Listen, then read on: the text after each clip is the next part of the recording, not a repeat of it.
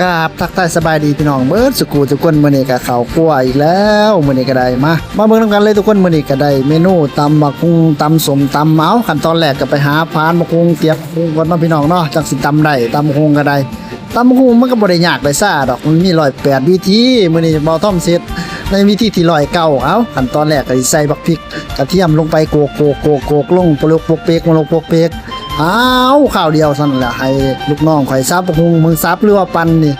มุนโมนปานไปเฮ็ดเลยพี่น้องมันสิกินได้บ่คะแนวนี่ฮะสิเป็นตำบักหุ่งหรือว่าสิเป็นป่นบักหุ่งเลยพี่น้องเอ้า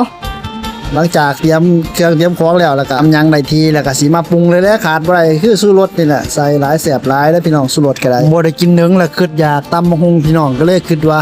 สั่งบักหุ่งมาให้ตำให้พนักงานกินซะดอกว่าเอาปรุงไปเลยตามใจมักใจชอบขาดบ่ได้ก็คือปลาแดกเนาะพี่น้องเนาะปลาแดกขวด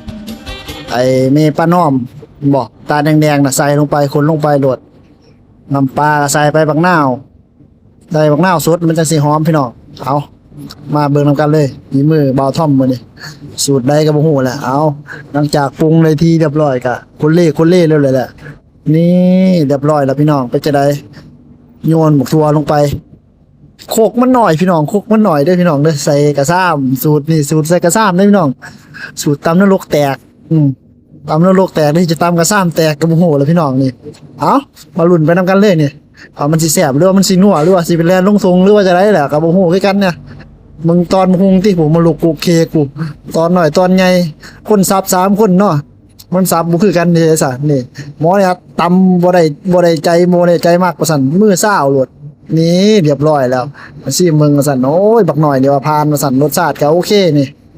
มากินข้าวนำกันพี่น้องแซ่บๆเฮ็ดตามนี่แหละตามมีตามเกิดเท่าอย่างกับเขาพนักงานมาเลยก็ได้เอาชีวิตหลังครัวบ่าวท่อมในไทยให้เบิ่งในส้มคือเก่านี่มาบ่าวท่อมก็สิกินก่อนซิเบิ่งก่อนจักข้าวนึง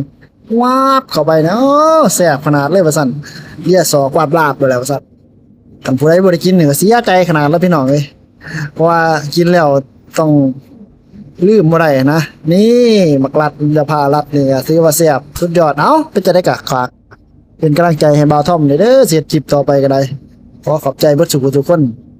ที่เขามารับเบิ่งรับส่งเป็นกำลังใจให้นะเฮ็ดไปซะละโพสต์